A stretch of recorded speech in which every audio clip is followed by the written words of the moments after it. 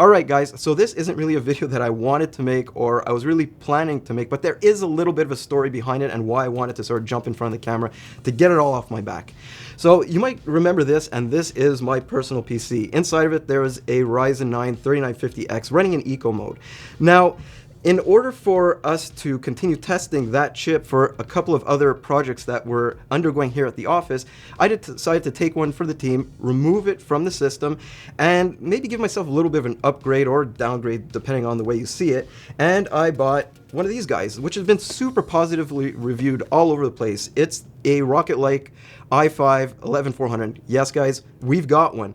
It cost me about, let me just get the bill over here. Don't be too surprised because everything is a ripoff here in Canada.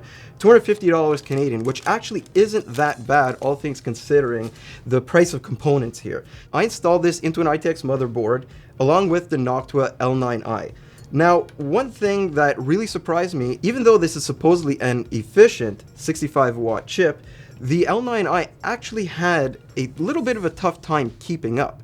And the story behind that is actually what I wanted to share in this video. It's a story of motherboard shenanigans, some inflated benchmarks that even we've experienced here too, and maybe a little bit of a small rookie mistake on my part too. What I wanted to do here is really talk about the 11400, why it might not be as good of a CPU that you might be led to believe, and maybe why that might actually be a good thing. So we're going to get into all that after a message from our sponsor.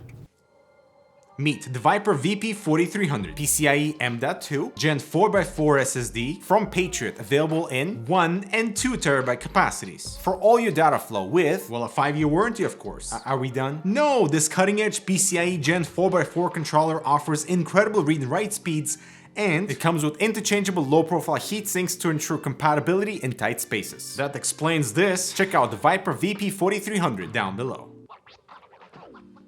Alright, obviously there's a lot to like about the i5-11400, or else I wouldn't have spent $250 on one. But there's also a couple of other things that sort of you need to know. I'm going to do this at like a 10,000 foot view because you probably already know most of what there is to know about this chip. So this i5-11400 has integrated graphics, whereas there's also an i5-11400 that doesn't have integrated graphics that goes for a little bit less, but right now I think there's only $10 US separating the two. Here in Canada, we actually can't get the F model right now.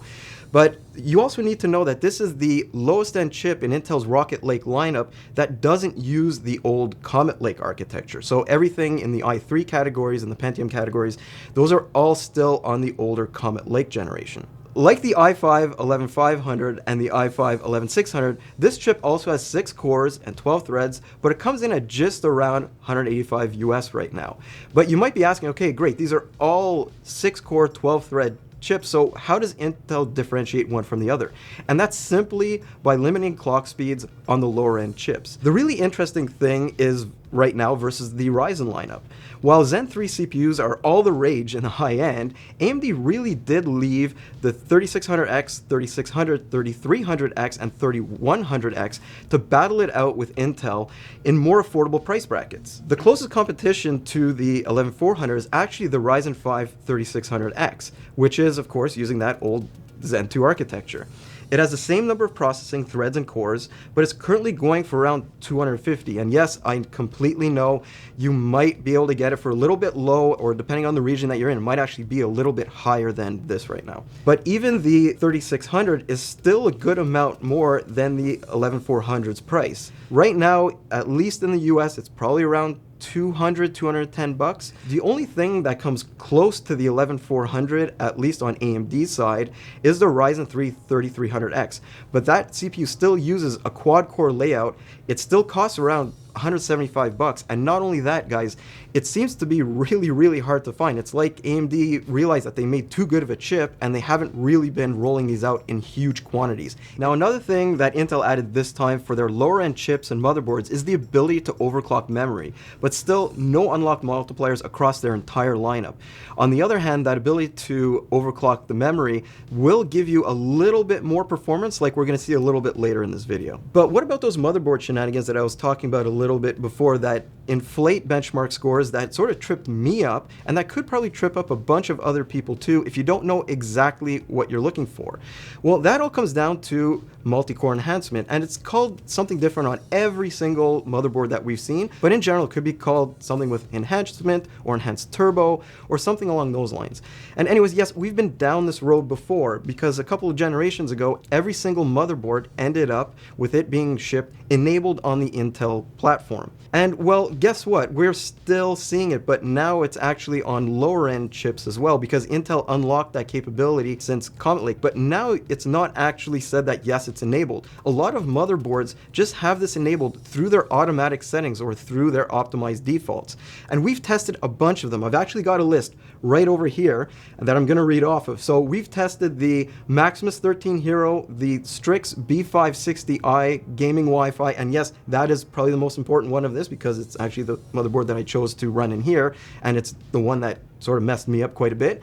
There's also the Asus Z590A, the Aorus Z590 Master, the MSI B560 Tomahawk. So we've tested all of those boards and they all have it enabled automatically by default. The only one that we didn't actually have this happen to is this little guy over here. This is the ASRock B560M ITX, and it runs completely at Intel's default specs. But I wanted to talk a little bit more about MCE and sort of dive into it to see how the 11400 actually behaves and why it sort of caused a problem for this cooler. So to understand a little bit more about MCE, you need to understand Intel's PL, or power limit levels. Basically, PL2 is the maximum allowable power of the chip for a short-term all-core turbo workload, and it allows the CPU to run at higher clock speeds for a very, very short duration. The tau, on the other hand, is the maximum amount of time that the higher speed or power can actually be maintained. PL1, on the other hand, is what Intel bases their quote-unquote TDP spec off of. So in this case, it's 65 watts. Multi-core enhancement, on the other hand, isn't anything new, but it allows motherboard companies to run Intel CPUs at or near the higher PL2 limit for longer periods of time. And most of these that we've tested, even in auto mode, are at that PL2 limit for an unlimited amount of time. Now, while this might sound like free performance,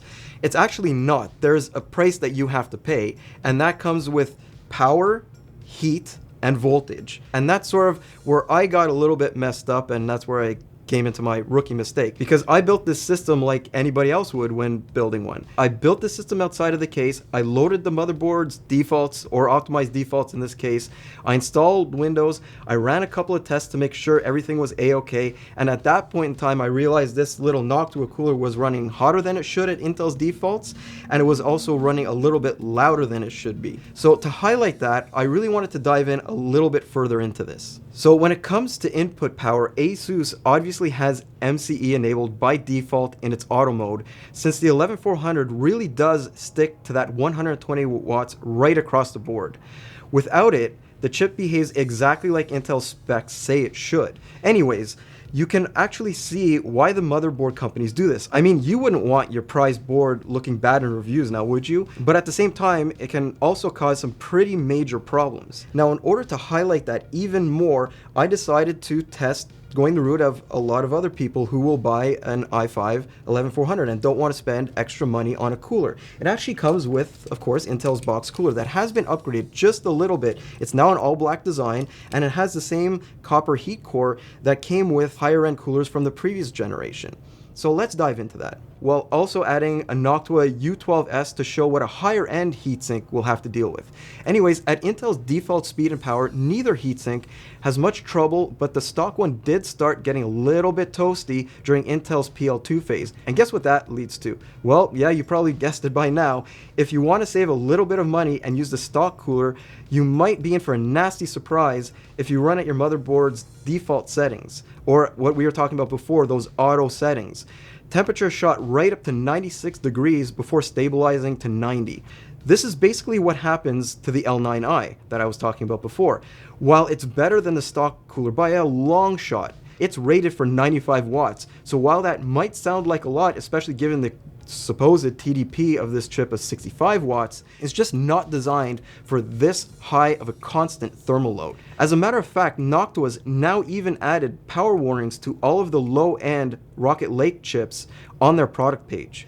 Anyways, temperature stability from the last chart is actually due to the motherboard sensing a potential thermal throttling situation and cutting things back so clock speeds are running about 200 megahertz lower in order to just keep things under control. But add that Noctua U12S to this and, well, yeah, temperatures are a lot lower, but even with the relatively high-end air cooler, there's still a surge of about 15 degrees on average over Intel's defaults, and that's really something to take note of, guys. Now, I know a lot of you are going to be running upgraded cooling solutions, but when it comes to a more affordable processor, a lot of people are going to expect to be running the stock Intel cooler, and the last thing they want, or even somebody like me who's running a higher-end system but doesn't have the space for a larger air cooler or an AIO, wants is for your motherboard itself to be fighting against what you want to do. And that's also what's causing a lot of the variance that we're seeing across the internet right now of results for the 11400. So what I really wanted to get into now is those benchmarks, real world gaming, and maybe a little bit of memory overclocking. So in the benchmarks, I'm going to show both with and without the auto setting, or what's basically called MCE on the Asus board enabled, but you can take this for basically any of the motherboards out there right now. That way, at least you can be the judge if the increased power and temperatures are worth it for you or for your cooling system. So starting with Cinebench, you can be a good judge of exactly what many motherboards end up doing to inflate results. There's a huge difference between the two settings. Basically, if you're getting over 3600 in Cinebench R20, there's some serious enhancement going on behind the scenes, pushing PL1 clocks beyond Intel's defaults. But then again, this type of enhancement doesn't impact single core results, since in lightly threaded scenarios, the CPU can hit and maintain its maximum turbo frequencies without any help. Moving outside of synthetics though, that situation plays itself over and over again in GPU accelerated apps like Resolve and Premiere, where there isn't a full multi-core workload. I should also mention how amazingly competitive the i5-11400 is against AMD chips that cost a heck of a lot more. But in heavily multi-threaded scenarios, the 11400 does lose to everything except the Ryzen 3 3300X, mostly due to its lower clocks. But having that multi-core enhancement on suddenly makes it look a lot more competitive, and you can see why Intel has absolutely no trouble with the motherboard manufacturers enabling this by default. And going on to gaming shows diminishing returns actually for multi-core enhancement. You can actually tell which games are truly multi-threaded and which ones just need a few cores operating at their maximum chooch factor. There are some small improvements here and there, like in the 1% lows, but otherwise there's really not much to talk about. But then again, even a completely bone stock i5-11400 is typically able to walk all over the Ryzen 3000 series, or at the very least match them. And for people building a budget gaming system, that's going to be super important, at least until AMD finally rolls Zen 3 into those lower price CPUs, even if that happens anytime soon due to these current shortages. But another thing I alluded to before is really that memory overclocking, and I was wondering whether or not overclocked memory could help someone claw back some of MCE's performance benefits without the increased heat and power. But unfortunately, it looks like having memory at DDR4000 in Gear 2 doesn't have much an effect on most real-world situations, since the 11400 can't really seem to take advantage of all that speed. Gaming does see a little bit more of a benefit, but is that enough to justify spending the money on a kit guaranteed to run at those speeds? Well, not really, but if you do have a kit that can hit those speeds, there's really no hurt in trying at least. And well, I guess that really leads me to summing up my experience with the 11400.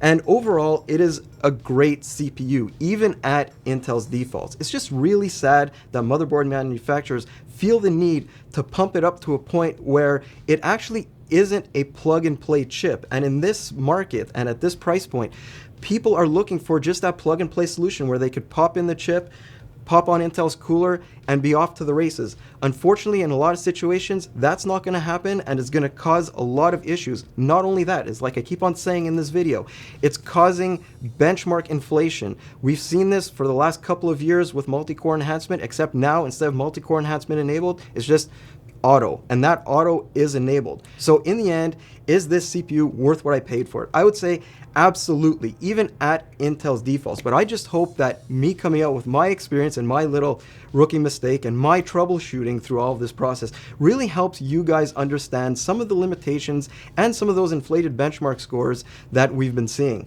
So I'm Mike with Hardware Canucks. I hope that you guys have a great day, and I'll see you in the next one. 3, 2, 1, action! Short. I wear short shorts.